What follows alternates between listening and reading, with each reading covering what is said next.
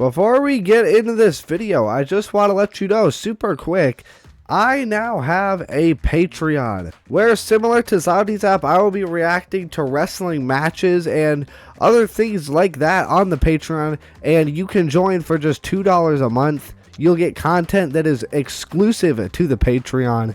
By the time you're watching this, there may or may not be a video on there yet.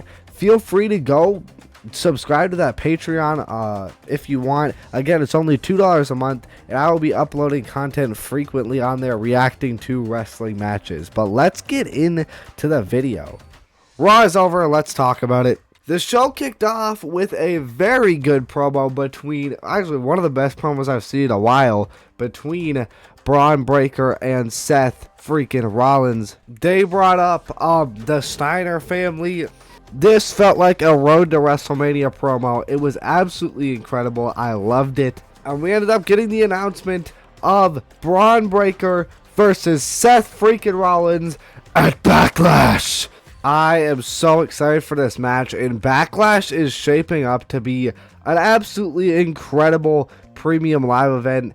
We only have 3 matches. Usually they do 5, and we have Roman Reigns versus Jacob Fatu. We have Seth Rollins versus Braun Breaker and Io Sky versus Asuka.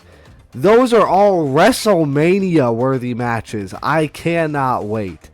It looks like they're going for the trilogy potentially here of Braun Breaker and Seth Rollins. I also predicted this match, which I'm pretty happy about.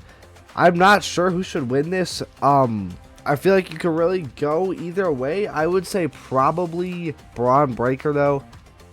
Next, we had a match between Rusev and Penta. This match absolutely banged a lot more than I thought it would.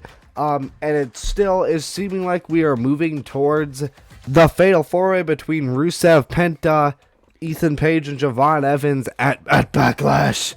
There's not much else to say about that, just a really fun match and a really good match. Next, we had a promo with Becky Lynch, who announced that she would be holding an open challenge. She cut a pretty babyface promo. She's obviously not turning babyface, but she held an open challenge, and then Io Sky answered, and she was like, no, wait. She tried to do the heel thing and get out of the match, but Adam Pearce ended up making it official, and this match absolutely banged. It was incredible. Becky Lynch ended up retaining with the help of Asuka, and when Asuka came out and attacked Io Sky, there were a very loud "We Want Kairi" chants that, based off of fan footage, seemed to get turned down on TV. From fan footage, the chants were very loud, and on TV, the chants were there, but they were definitely a lot quieter. I really hope that Kairi Sane does come back, because we need to, first of all, pay off the storyline, but more importantly, we just need Kairi Sane back, because she is amazing. Hopefully the "We Want Kairi" chants do continue.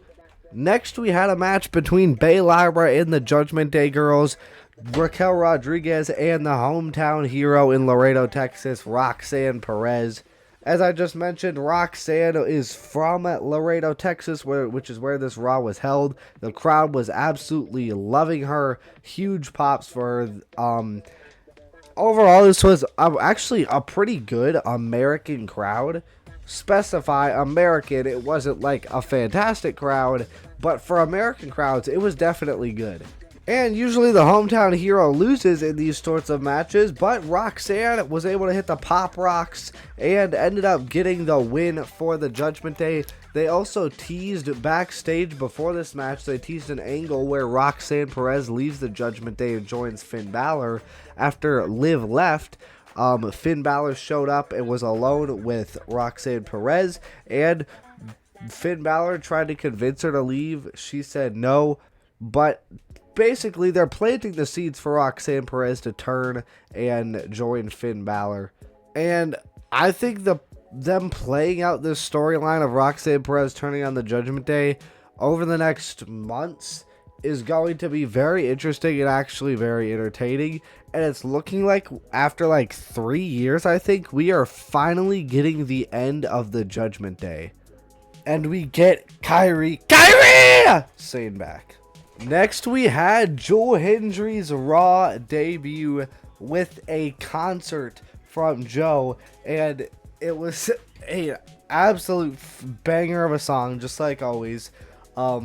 This one was about firing Logan Paul mostly. It was Paul, can we fire Logan Paul?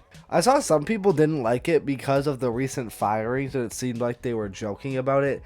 I think they're being dramatic, honestly. I don't think it's that big of a deal. I don't think that's the reason that they did it. I really don't think it matters, and I don't know how that's making fun of them for saying they should fire Logan Paul.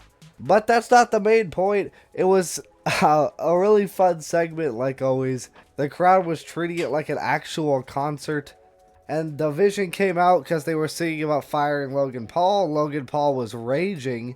Logan Paul was actually really funny. He was raging. And then they started attacking him. And the Street Profits came out for the second week in a row to take out the Vision. Or not the second week in a row, but they came out, saved Joel Hendry, attacking the Vision. And then they started waving their hands from side to side, saying, "I believe in Joel Hendry." Nothing like huge really happened in this segment, but it was a really fun segment.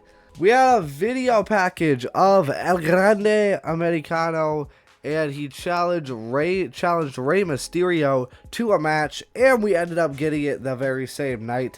And again, not really much to say about this, but it was an absolute banger of a match. I don't know how Rey Mysterio moves the way he does at like 51 years old or something.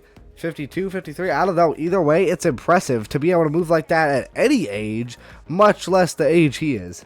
The OG El Grande came out, and then they brawled after the match. It wasn't as good as their one on AAA because stupid security had to come out and ruin it, but it was a good brawl.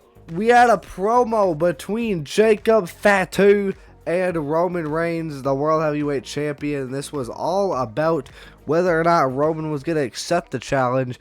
He basically milked the crowd, said "acknowledge me," and then Jacob Fatu came out. They actually cut a really entertaining promo, and it's looking like there is a chance that Jacob becomes the new tribal chief, which is a very interesting dynamic. And Jacob had enough of Roman insulting him, so he put him in the Tongan Death Grip, which has not been used in a very long time, I believe. Roman sold this so unbelievably well. And I love the aggression from Jacob Fatu standing up to the tribal chief, which very few people can actually do and actually take him out like this. He almost put him out cold. I really like it. It makes Jacob Fatu look like a monster. Roman somehow started, his entire face was sweating somehow. I don't know how he got himself to do that. He was coughing. He was spitting. I mean, he sold it so unbelievably well. So unbelievably good. I love this, and we ended up getting the confirmation that we are getting Roman Reigns versus Jacob Fatu at Backlash. And I'm conflicted here because I want this to be a clean match. But at the same time, I always love me a Bloodline Rules match. It's gonna be Bloodline Rules at WrestleMania! So I'm very conflicted here. I really don't know. But what I do know is that this match is going to absolutely bang. And the Backlash card is looking insane. I mean, Roman Reigns versus Jacob Fatu. Seth Rollins versus Braun Breaker. And I forgot to mention this when I was talking about them, but Io Sky versus Asuka has also been announced for Backlash. And all three of these matches so far are WrestleMania level matches.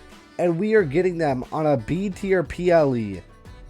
I love it. I feel like Backlash is going to be like criminally underrated. I feel like it's going to be really good. But that's going to be it. Let me know what you thought of this episode of Monday Night Raw. Those are my thoughts. Let me know your thoughts. Thank you all so much for watching. Like and subscribe if you want. And